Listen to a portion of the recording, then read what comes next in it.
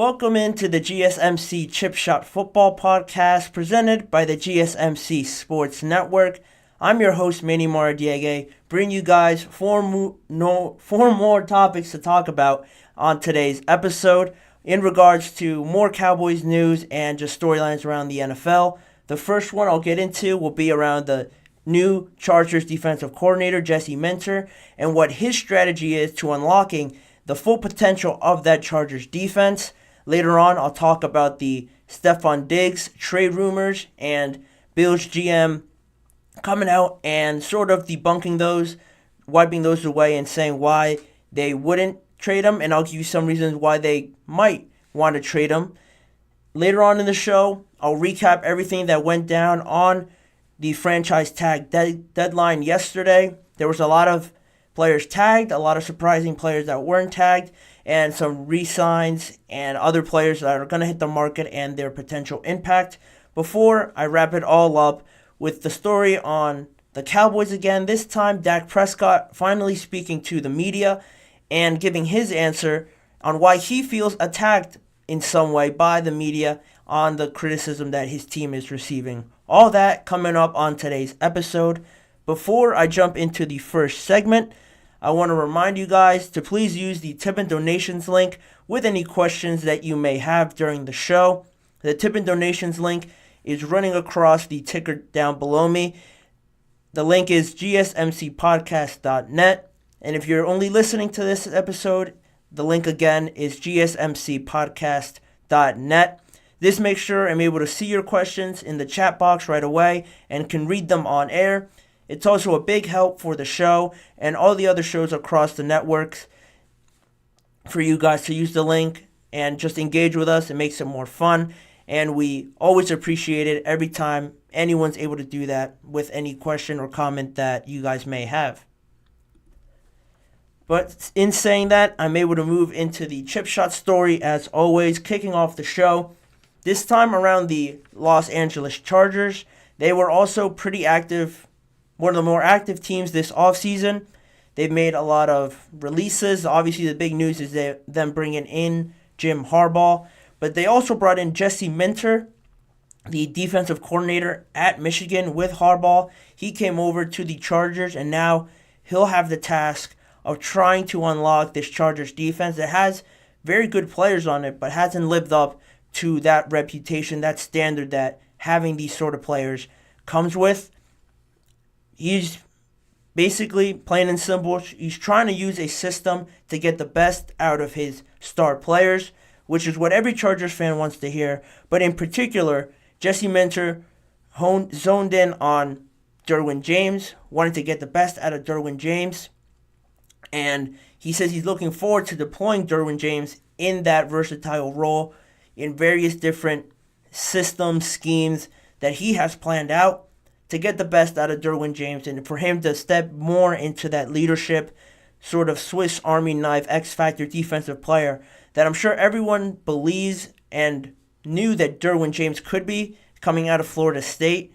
And just some comments that Jesse Minter made really to group this all in together into one thought is, he said, "I'm really, really excited about Derwin, and I've gotten a chance to get to know him a little bit. Just an unbelievable person, an unbelievable leader. The type of mindset that we want to have here on defense is really kind of how he plays already. I'm excited just to sort of try to unleash Derwin James." And, he went on to say he could do much more with him and the players around him.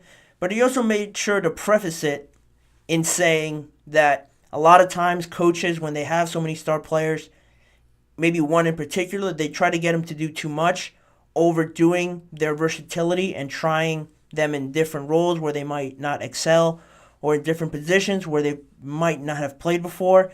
But because they're so good, so agile in skill set, they'll try him everywhere. And I think that's where he kind of toes the line, or he'll try to toe the line, I should say, in trying to unlock Derwin James, because Derwin James, coming out of Florida State, was a very highly touted safety, has great size to him, he has great ball skills, and he's coming off of a pretty down season for his standards, just based on what we've already seen from him, the kind of player that he can be in his first couple years.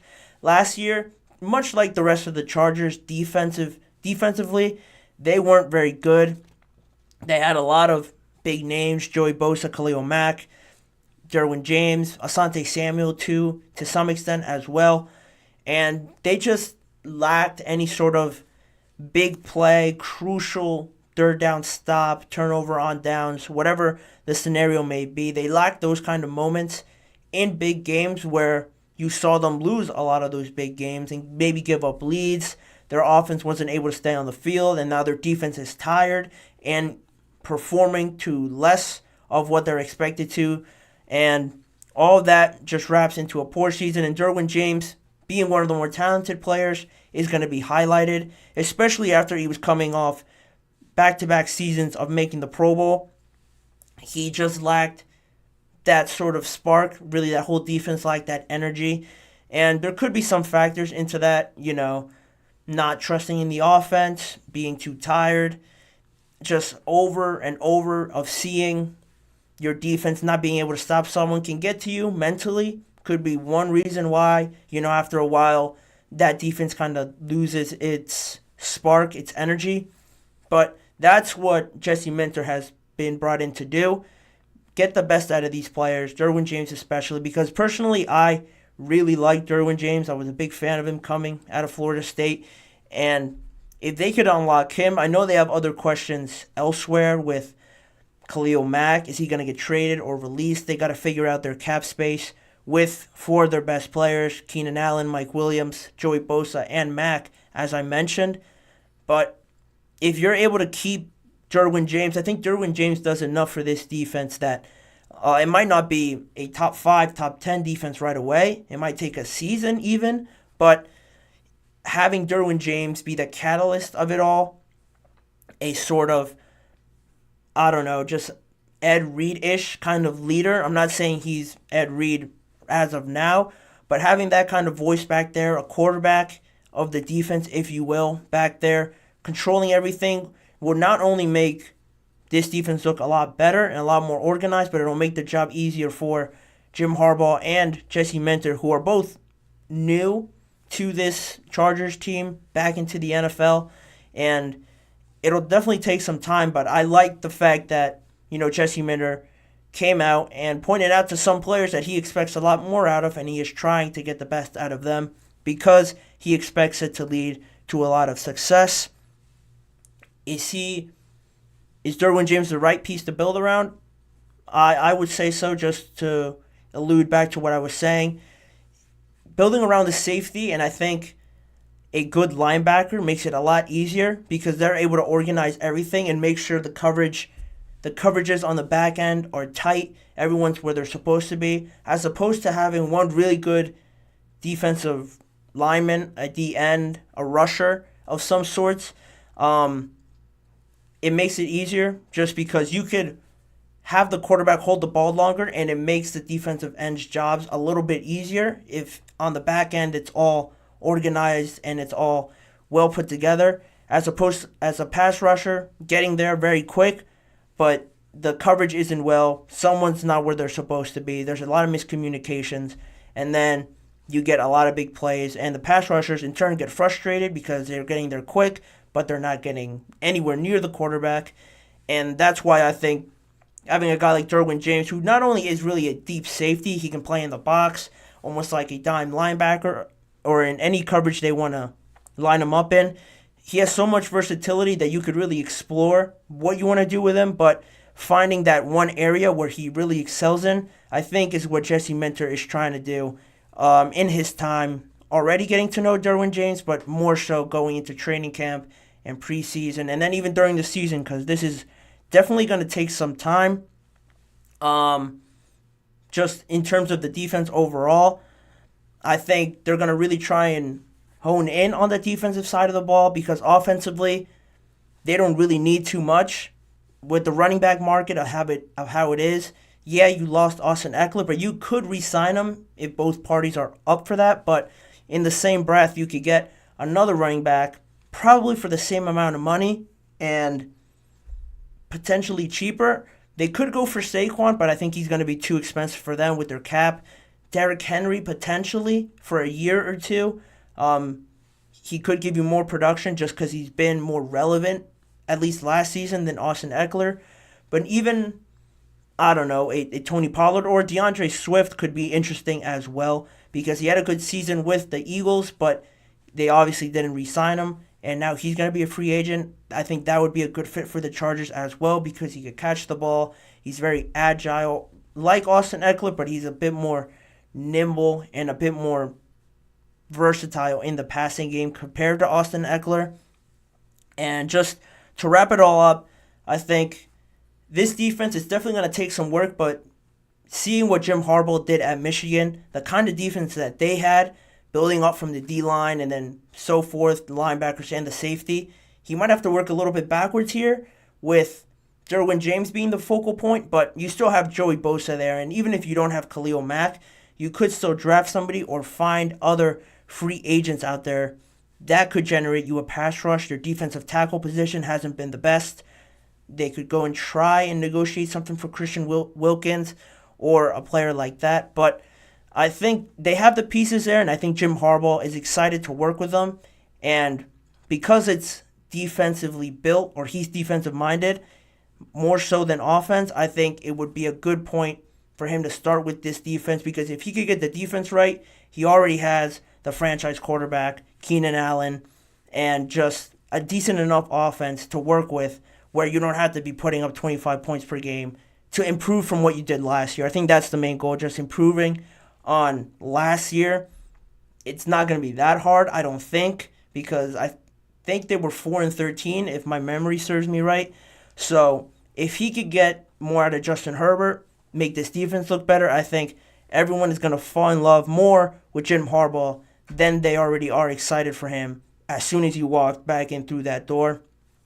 But we're going to leave it at that. The comments were interesting from Jesse Minter to point out the players, and I'm very fascinated to see where he takes his team, especially on the defensive side of the ball. I'm going to leave it there, and I'm going to move on with the show. We're going to go into a quick break right now, but on the other side of that break, don't go anywhere because the story on Dak Prescott and how he feels attacked by the recent comments on the Cowboys culture is coming up towards the end of the show, as well as where the Bills stand and what are all the trade rumors about Stefon Diggs about? Are there any truths to them? And how some news that actually broke today could influence that trade potentially for Stefon Diggs. All that and more coming up on the GSMC Chip Shot Football Podcast. I feel like I'm losing my mind. Is everybody in the world blind? Please, Lord, give me a sign, a sign. I feel like I'm losing my mind. Is everybody in the world blind? Please, Lord, give me a sign, a sign. I wanna be the greatest. Everybody on the fake shit. I look around and feel like everybody is the fakest. I make this every day and I'm impatient. Hoping one day I blow up from the basement. Statement, the top is so vacant. I don't hear shit that I think is amazing. Waiting for my day when I'm playing. Sold out shows for 1,000 faces. Hey, give me that crown. Get in my way and to be put down. It ain't your place, all this my town. If I want that shit, then I'll get it right now. I'm losing it, the news it fits. I'm losing shit, a stupid myth. You choose to live or choose to dip. You choose to fight or lose your grip and lose a gift. I feel like I'm losing my mind. Is everybody in the world blind? Please, Lord, give me a sign, a sign. I feel like I'm losing my mind. Is everybody in the world blind? Welcome back to the GSMC Chip Shot Football Podcast. Jumping into the next story, or before that, if you missed the first segment, I talked about the Chargers' new defensive coordinator and his thoughts on the defense and what player specifically he wanted to help reach his full potential. Now, jumping into the next segment of the show, the Buffalo Bills, in general, Stefon Diggs. Now, the Bills are one of those teams, playoff contending teams. They'll continue to be that as long as Josh Allen is there. He has cemented himself as a top 5 quarterback in the NFL. There's some debate on others. He's in the top 7. I'll give 7 if there's some other debate out there. But regardless, he is a generational type of talent. Physically, he's a fridge, basically, the way he's built, the way he can run the ball at his size. He's a more athletic Big Ben, and because of that, he has brought the Buffalo Bills to the point of, always being around the AFC divisional round, always making the playoffs. They always have a chance with Josh Allen. And what does Josh Allen need to succeed? A wide receiver 1, which has been Stefon Diggs up to this point, the majority of his career. They've had a lot of success together. They are really the catalyst, or have been the catalyst for this offense. But now the Bills find themselves in a difficult spot with their salary cap, where they're going to have to make some tough decisions. And some of those decisions actually came today. Just before I jumped on to the air to do the show today, I saw that they made a lot of cuts, mostly with their defense and their offense as well. They cut their longtime corner, Tre'Davious White. They released their longtime safety, Jordan Poyer. Micah Hyde was also already going to be a free agent, so both starting safeties have been cut. They also released their starting center, Mitch Morse, wide receiver, Deontay Hardy, and running back, Naheem Hines. All of that to try and realign their cap space and get under the cap before the new league year starts. And that was obviously a tough blow, but they had to make some decisions because they had to get under that salary cap. And it brings me to now this point where all the trade rumors start to swirl. Some people might value their defense more than their offense, specifically how they were trending towards last season. I thought, just from watching a lot of their games leading up to the playoffs, that they were becoming a more run-heavy team. They were relying a lot more on the tight end position, and a lot of dump-offs, a lot of read options.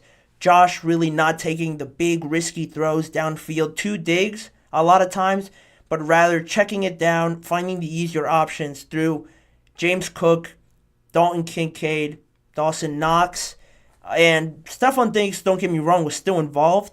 But a stat that I just found interesting was that with Stefon Diggs and his production over last season, it sort of dropped in a bit, where in some areas he almost had the same amount of targets, but the depth of those targets reduced a fair amount. It went from 11.2, the depth that he ran his route at, and it dropped to about 10.3 as the season went on.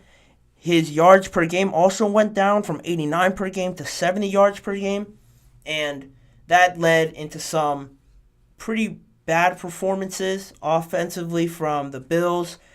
Josh trying to force it into Stefon Diggs, and Stefon Diggs, you could say, wasn't getting open as easily as he once was. He is getting closer to 30 now, if he's not already there. So that sort of development, physical development in his game, has kind of affected how he is as a wide receiver, how much he can contribute compared to Kincaid, James Cook, who are all young and are more physically able to do the sort of things that the Bills kind of were trending to in the run game. And Stefon Diggs will always have the support of Josh Allen. But when you see the drop in performances, drop in stats like that, these rumors will start to build up a lot more.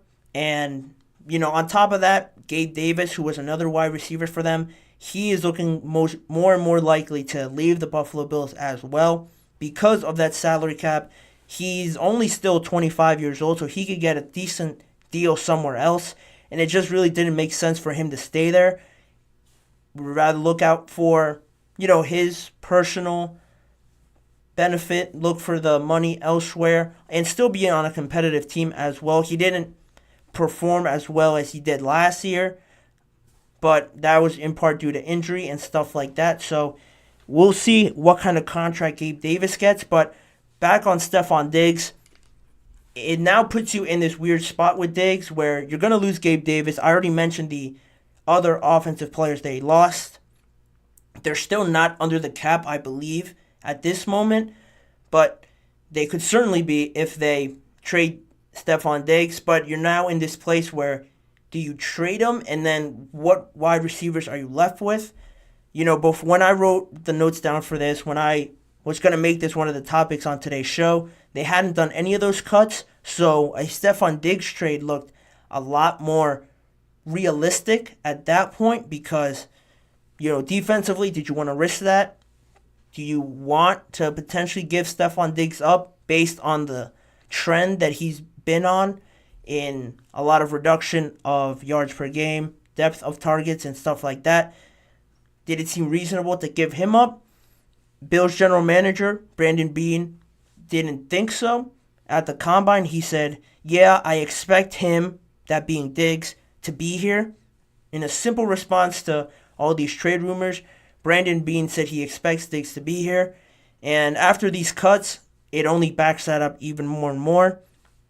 But, like I mentioned, they're still not under the cap. And if they were to trade Stephon Diggs for those cap allegations or that cap alleviation, with a standard trade of Diggs, the Bills could carry nearly a $30 million cap charge, over $3 million more than it would cost to keep him if they were just to trade him regularly.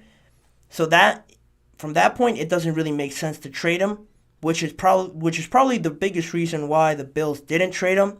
Because if it was just a normal trade like that, they would carry more money than it would cost to keep him.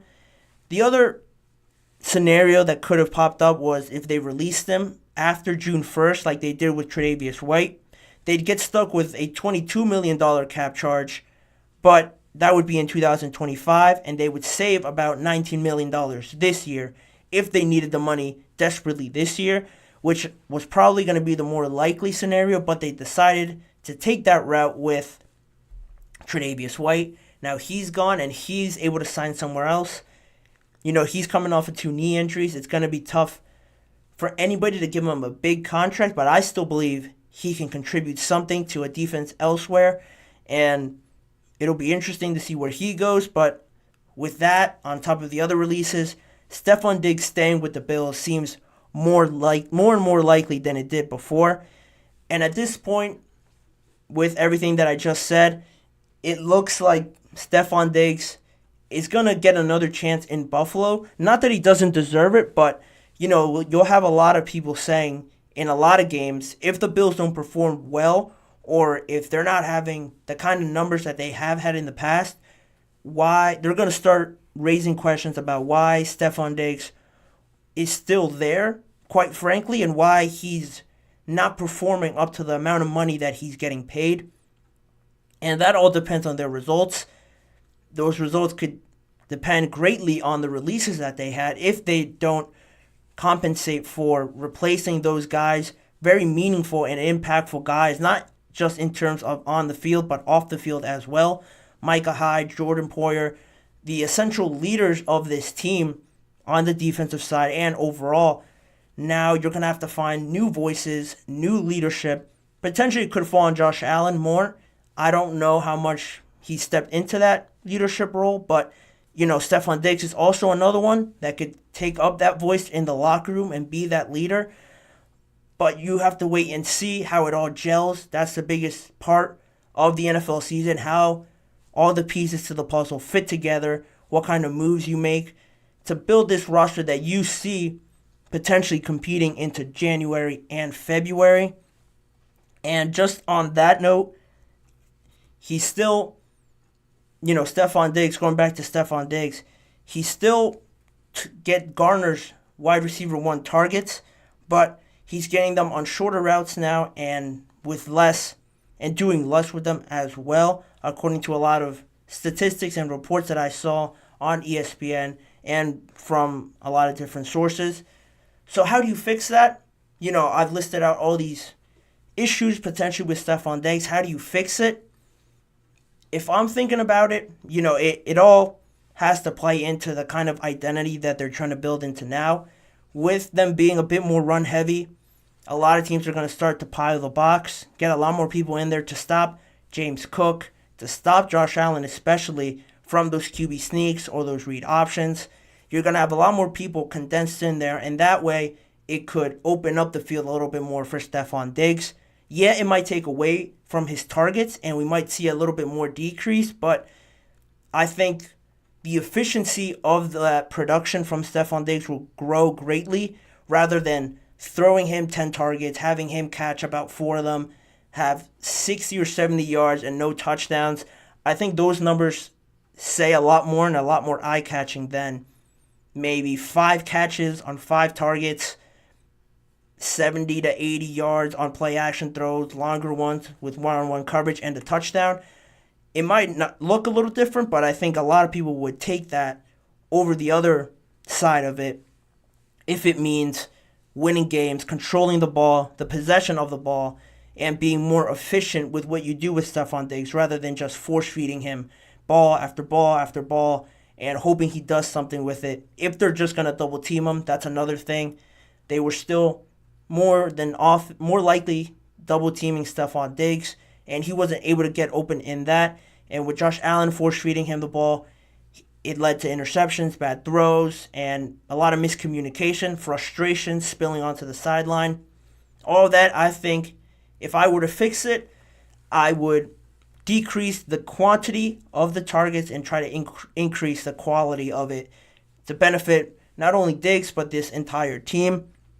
And again, now you're in a spot where you already made the decisions to move on from your defensive stalwarts, Jordan Poyer and Micah Hyde, Tre'Davious White, resetting on defense. Now we're just at a wait-and-see point. Realistically, was it worth it to keep Stefon Diggs and the offensive side of the ball basically all together and give up some of that defensive side of the ball?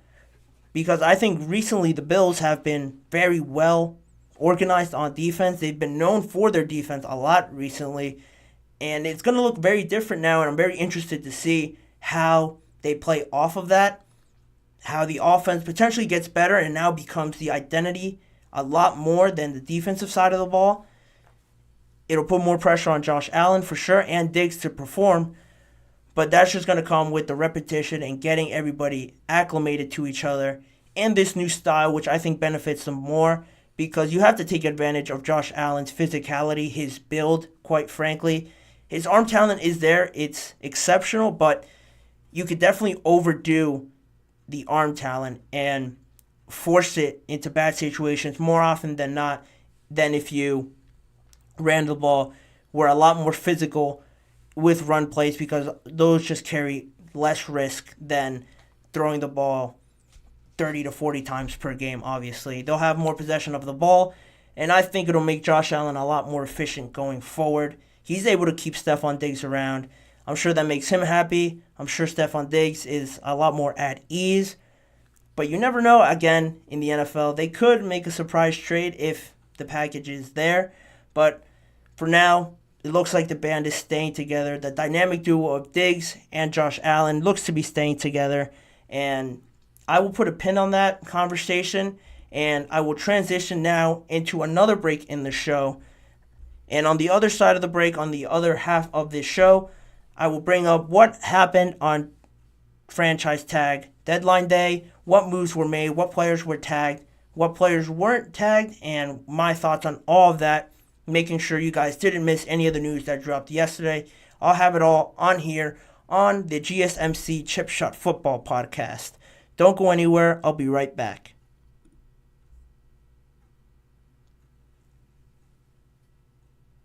For the best and latest podcasts available anywhere, go to the podcast app on your cell phone and type in GSMC to access free content-rich podcasts on health and wellness, book reviews, sports, entertainment, relationships, social media, movies, technology, finance, and even weird news. Subscribe and download the GSMC Podcast Network's family of shows, available everywhere podcasts are found.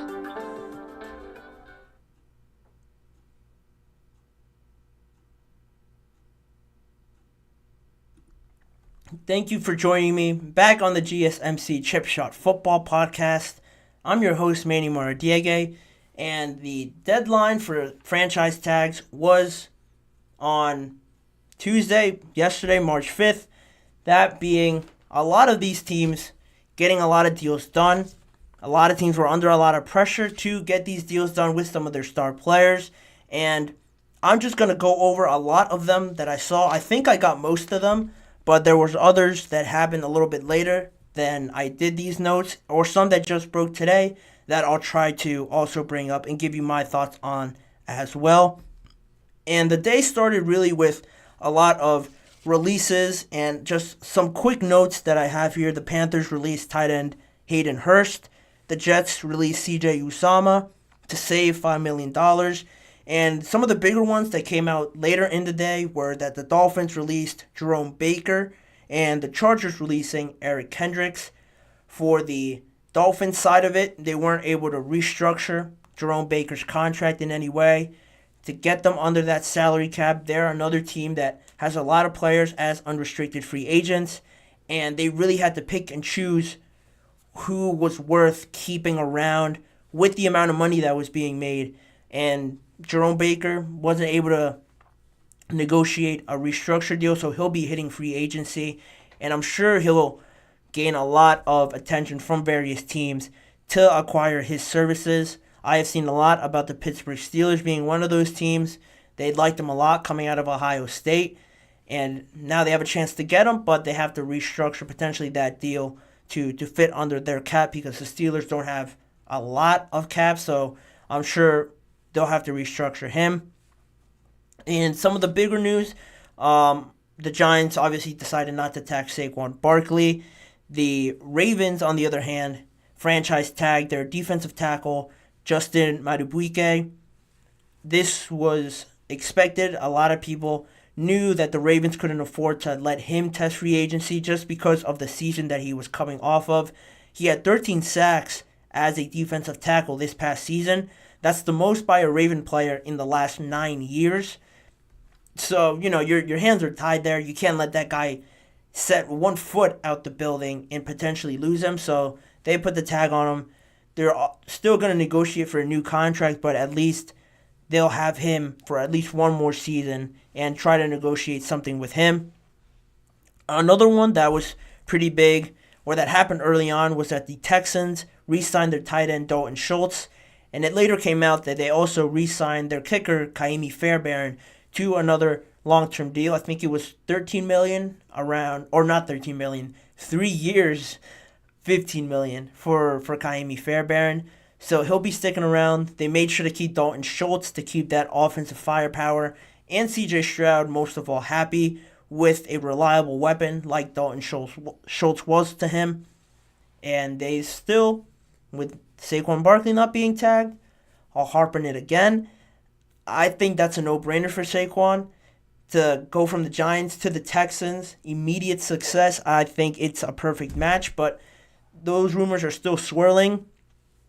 Something else that happened on the deadline was that the Bucs, arguably this was one of the more surprising ones for me, the Bucs tagged their safety Antoine Winfield, and a lot of reports had this trending in a positive direction that they were going to get a deal done before the deadline, but that obviously didn't happen, and Adam Schefter, Ian Rappaport had it published on their social media that this was more so a placeholder for Antoine Winfield, just to make sure, again, he didn't have any chance of leaving. He didn't have any chance to talk to another team. They put the franchise tag on him, and still the sensation is that they'll get a deal done. This was just as a precaution, and it says a lot to me that they put it on Antoine Winfield as a precaution. It just shows the level of importance that they have in keeping him, because the contract negotiations were already going well, but they were so, I guess, scared, for lack of a better term, that they could lose him if he tested free agency. They couldn't take that risk, and, he's coming off another great season as well.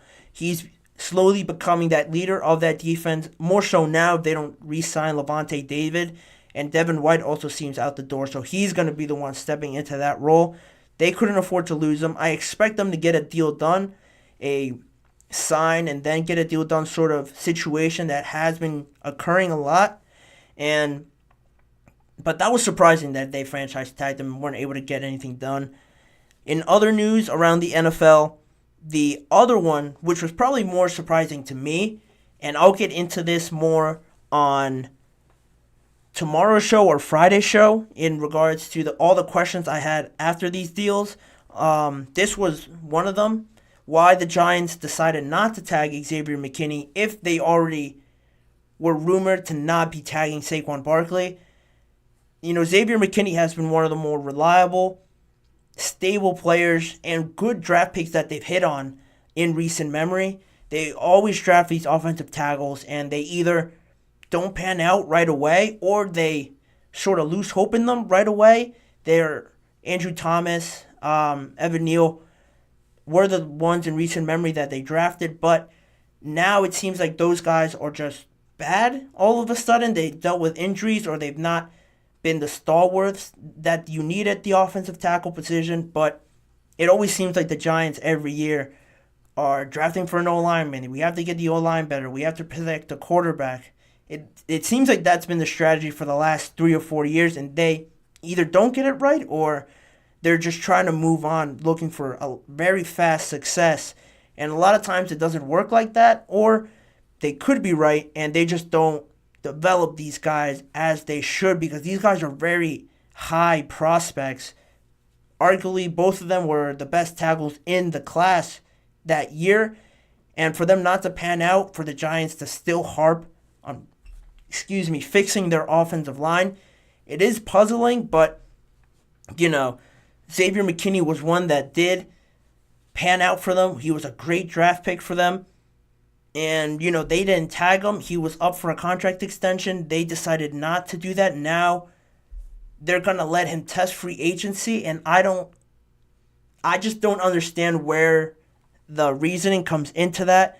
Because, one, Antoine Winfield is most likely going to sign with the Bucs. So that, by default, will make Xavier McKinney the best, if not the top 2 best safeties available in free agency. And I'm sure if it came down to Xavier McKinney, if somebody offered him the same amount of money as the Giants did, he would more so be inclined to join another team that you could say values him more than the Giants did, because they didn't tag him. They didn't go any further with the extension, and now another team comes knocking. I'm sure he'll be glad to join another team, and I just was very confused as to what the Giants, what Joe Schoen, and Brian Dable were thinking with that move. But, it happened. It's a fact now.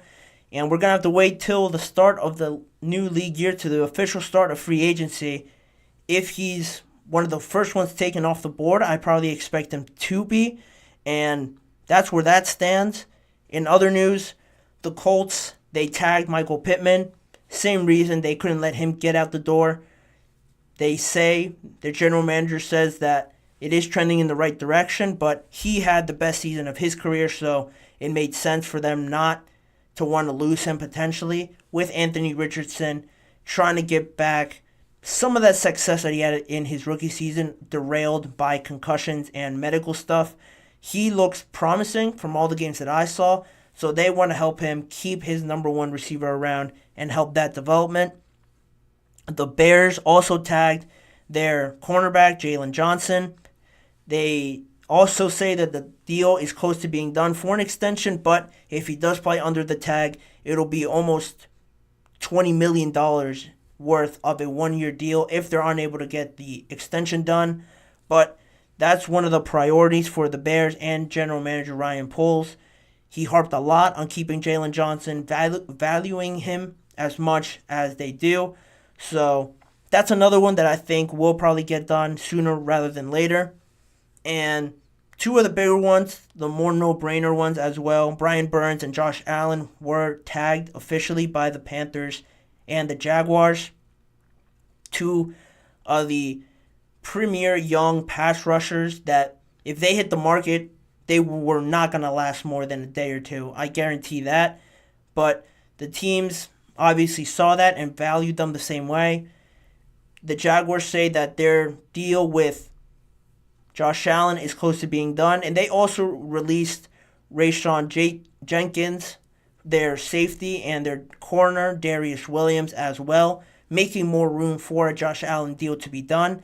Also, Calvin Ridley's a free agent, so if they were to sacrifice one of them, it looks like it could be Calvin Ridley just to get the Josh Allen deal done. Josh Allen had a great year this past season, setting the franchise record for the Jaguars in sacks, and just this constant progression that they've seen out of him. They couldn't let him test the market. Same with Brian Burns.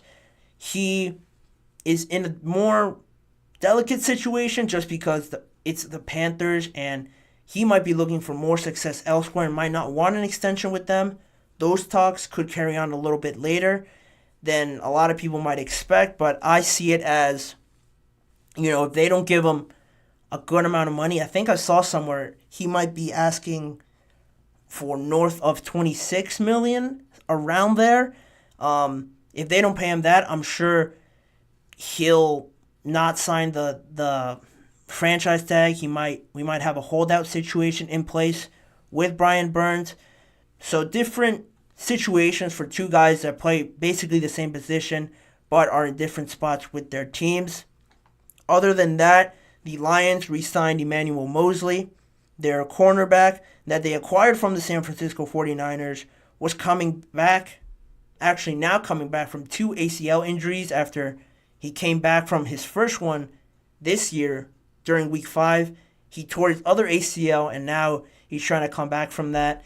And the Lions valued him enough to give him at least a 1-year deal after devastating knee injuries.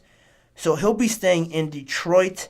The Patriots placed a transition tag on Kyle Duggar.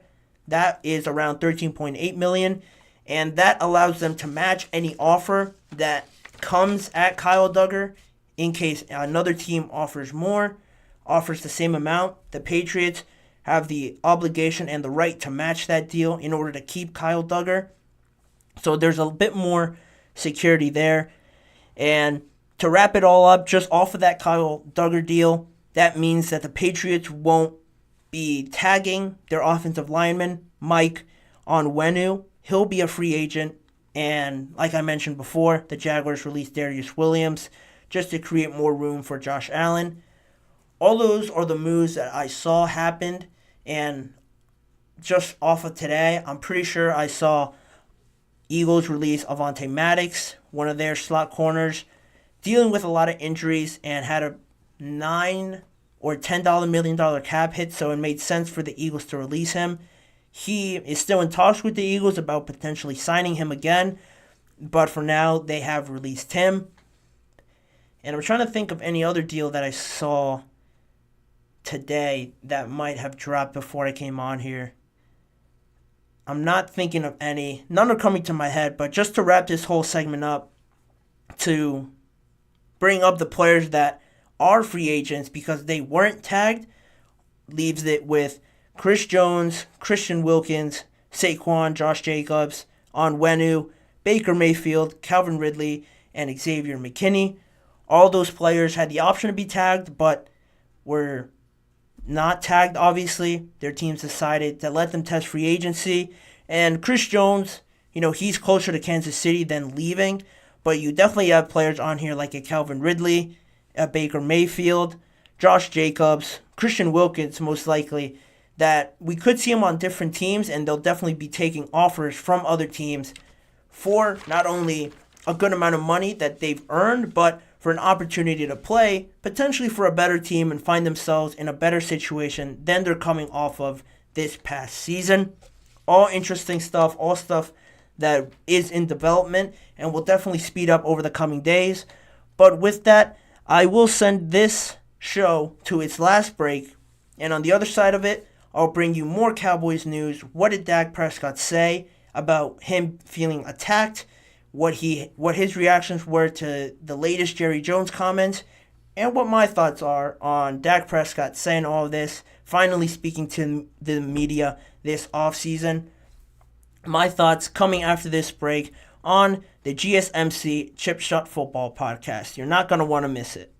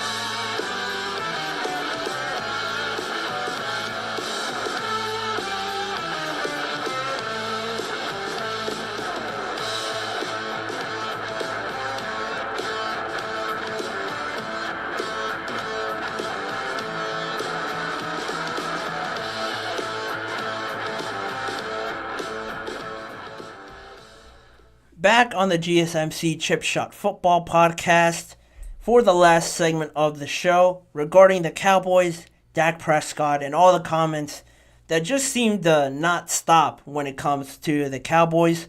Before I jump into what Dak said and what Jerry Jones said, I want to remind you guys one last time before this episode ends to please, if you have any questions, want to engage with me during the show, please use the tip and donations link running across the ticker below me at gsmcpodcast.net. Again, if you're not watching and only listening, the tip and donations link is gsmcpodcast.net. Doing this makes it easier for me to see your questions, makes it able for me to read them on air, and it's always a better time, I think, when you guys are commenting, reacting to what I say. It's a big help for this show and all the shows across the network, and we always thank you guys immensely when you guys are able to do that with any of your questions. Going now into the last part of the show, the last segment, the Dallas Cowboys can't stop talking, and people can't stop talking about the Cowboys, which is a fact of media, of news nowadays. Jerry Jones has really been the prominent figure in the media now that Micah Parsons has kind of quieted down a little bit. And now you have their quarterback, Dak Prescott, appearing at a charity event this past Monday. And media obviously there following him, wanting to know his thoughts on what's been going down, what his contract situation's like, and what he thinks of all the comments that have been made about the Cowboys. And one of the things they asked him about was Jerry Jones's all-in comments. That's all we've heard, Jerry Jones saying, we're all in on this season. We're going to do whatever it takes to be all in on this season. It all comes down to this season, apparently, for the Cowboys. And before I give you Dak's reaction, Jerry actually walked back on his comments a little bit, kind of gave a back door to his comments and not hold so much weight. He said in a recent interview at the Combine that his words were, your definition of what is all in and mine might not be the same thing, but I'm trying to win games this year with my decisions, Jones said, according to Michael Gelkin of the Dallas Morning News. So he's saying what I mean by all in might not be what you think all in means. Already, it's not an excuse, but it's just a clarification that, gives them an out if it doesn't turn out the way it's supposed to. And, going back to Dak, and they asked him what he thought of those comments on Monday, he spoke to the media and said, yeah, I've heard that one. I'm excited to see it, honestly. Prescott said, according to Garrett Podol of CBS Sports. And furthermore, in that interview, those questions, Dak said, I don't know. I can't say I've had talks with him about what is all in and how you plan on making those moves. So let's see. I'm excited about it. And then it all transitioned into contract talks and where he felt those negotiations were. His words were that he said he was definitely confident that the deal would get done this offseason, in contrast to what everyone else has been saying, that Dak's not going to get a deal this season. It looks like it's not going to happen with their cap restrictions and the kind of money that he's asking. But Dak feels the complete opposite. He thinks they'll be able to do it this season. And, from my point of view, seeing this, you can understand why Dak says that, why he would feel confident about it. The recent success in the regular season might be a good case to build for other quarterbacks. If other quarterbacks have this sort of season compared to if you're on the Dallas Cowboys, it looks more favorable to get that type of money, but it is unfair a little bit on Dak Prescott because he gets to play for the Dallas Cowboys, because he's always surrounded by the history of the Cowboys, the standard to live up to. It might not be fair to judge Dak on that merit just because he's part of the Cowboys, that he doesn't get the same treatment of other quarterbacks, but it is a privilege and a standard that comes with being part of the Dallas Cowboys, and people will say if you can't handle that, you might as well. You're obviously not the quarterback for this team.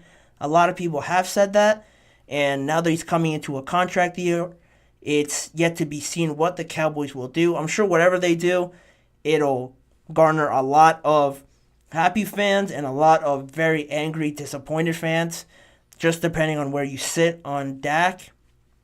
But that's what he said on his contract. And moving further on that charity event, they asked Dak Prescott what he felt about the Cowboys culture. You know, he's a player, he's in it, he lives it. Compared to Jerry Jones, Jerry could say one thing, but he's not in the locker room interacting with these guys every single day for a lot of these days. So they asked Dak on the culture, and he said, yeah, the culture is high, honestly, and the culture is great from my standpoint. My point is that something I've bragged on and took pride in. So if there's questions of that or concerns on that, I feel attacked. And that got a lot of reactions from a lot of people in the media. You know, some people might think, how could you feel attacked? It's reasonable to feel attacked. It's reasonable for other people to say that, you know, if you're feeling attacked, is there reason for you to feel attacked? Is there a reason why people are criticizing you so much that you get to this point? It goes back to that standard, like I was saying, with Dak Prescott and the Cowboys. If you play for a team like this, the Cowboys, whatever they do, it gets times by 10. Anything that they do, good or bad. And with Dak not living up to the standard and him being a big part of not living up to the standard in the playoffs, they haven't won a playoff game in 25 years. It's that they haven't been to the NFC Championship. And just on that, to sit here if you're Dak and say that you feel attacked almost as a victim of harsh criticism, you know, I don't know what you expected being this quarterback. And I think by now he knows that. And, you know, he's trying to say the right thing, stick up for the guys and say that the culture is great. But I just don't think attacked was the right thing that he should have said. I think he could have worded it differently, just simply say that he didn't agree with it.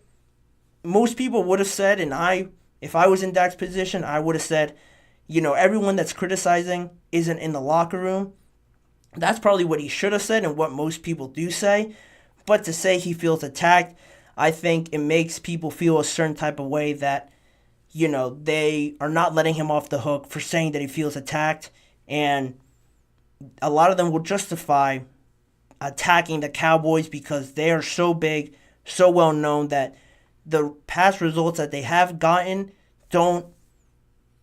aren't able to withstand the mediocrity that's been surrounded with the Cowboys a lot. And you could say that's ownership, that's the players, that's the coaching. Regardless of what it is, something has to be done, and people are at that breaking point, like I've mentioned in other shows, that, you know, they might be getting a little hostile, a bit more assertive with what they say, because they need to see a reaction from this team because they're too good to keep putting out these performances in the playoffs. And Micah Parsons has harped on it, getting new people in here to change that culture, but that kind of pushes back on it and says that it's great from his standpoint, and we're going to have to see where that goes from there.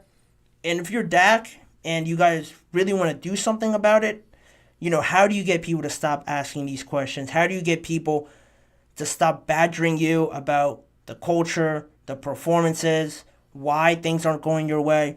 The simplest thing that you can say and do is just go out there and perform on the field. Perform the way that this roster kind of makes everyone perform because of the talent that they have and so on and so forth. They have an all-world wide receiver in CeeDee Lamb.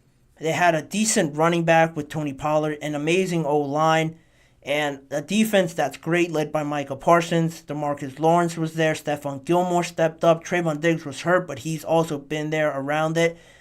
There are other pieces that still need to improve, don't get me wrong, but they have a lot more than a lot of teams are working with, quite honestly. Just off the top of my head, the Steelers, they made the playoffs, and nobody's really criticizing the Steelers as much as the Dallas Cowboys, in part because the Dallas Cowboys could be bigger in terms of a media standpoint and the kind of attention they gain, but also because their performances have been, the Steelers have seen a lot more recent success than the Cowboys have, and it just goes back to that drought extending over this period. A breaking point was coming inevitably, and I think we're getting closer and closer to that. With Dak being on his final year, Mike McCarthy being on his final year, we could be seeing something differently, some consequences potentially happening after this season. And just on top of that, off of the whole contract situation with Dak and just thinking out loud here, if you're Dak and like anybody with a job and trying to figure out money and things like that, can you really expect Dak to try and do something about the culture, about this team, invest a lot in this team, if there's questions about him and if he deserves the kind of money that he believes he deserves? If you have people questioning that over and over again, how does that stop Dak from thinking,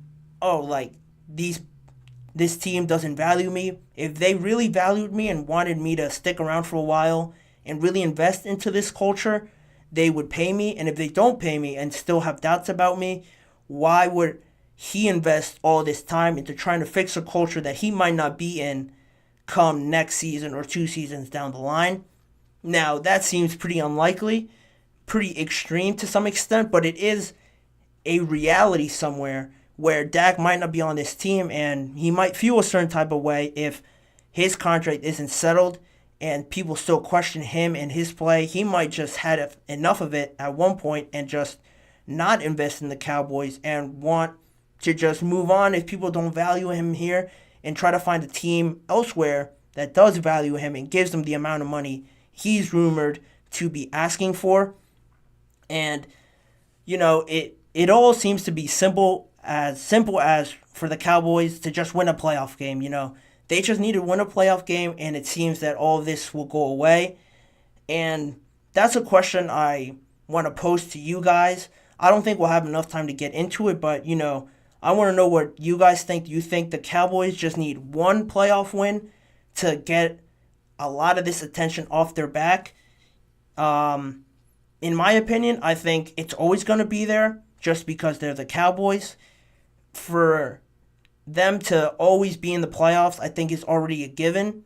And to just win one, I think it'd be nice for a change of late with their recent playoff success. But I think just going deeper into the playoffs, building, improving year on year, that's where we'll see people kind of ease up on the criticism, ease up on attacking all the players for not performing. If they do perform and we see improvement year after year after year, going maybe further in the playoffs, 2 years go by, you make the divisional, another year goes by, you're in the championship, consecutive years, I think that's going to do a lot more rather than, simply saying they just need to win a playoff game and taste success once and then it'll go away. I think that's unrealistic because of who the Cowboys are, what they stand for, and what Jerry Jones has kind of made this sort of organization into, always being talked about, always being in the news.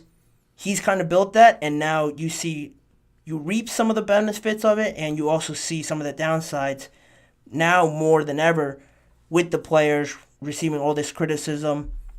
Is it warranted? Is it deserved? That's up to you guys to decide, but that's where Dak stands, what he said about feeling attacked, and what my thoughts were on him saying that. It created a lot of controversy, and I'm sure we're going to get more reactions as the day goes on regarding the Cowboys. They're always in the news, and it is good to talk about it. It's good for me to talk about it on here. And it's interesting as well because a lot of people have a lot of things to say on the Cowboys, and nothing is really decided until they prove it on the field. So that's where that is, and that's where I'm going to leave this show. That's all the time I have for you guys today on today's episode. As always, I want to give a huge thank you to you guys for tuning into this episode and for everyone listening as well. Please remember to follow and subscribe to the GSMC Chip Shot Football Podcast presented by the GSMC Sports Network. Make sure to also follow us on Facebook, Instagram, Twitter, and TikTok for more of the network's content. Not just sports, there's a lot of other stuff on the network as well. But if you do want to see more of me and this show, check out the GSMC Sports Network channel and the Podcast Network channel on YouTube for more live shows, some YouTube shorts that I put out there every day, and individual segment videos if you couldn't catch all of the live show, or if you just wanted to rewatch one segment. It's all on there for you guys to go back and watch. But as always, I've been your host, Manny Maradiegue. Make sure to tune in every weekday at 6:30 p.m. for more NFL and football conversations. Take care, guys. I will see you guys all tomorrow.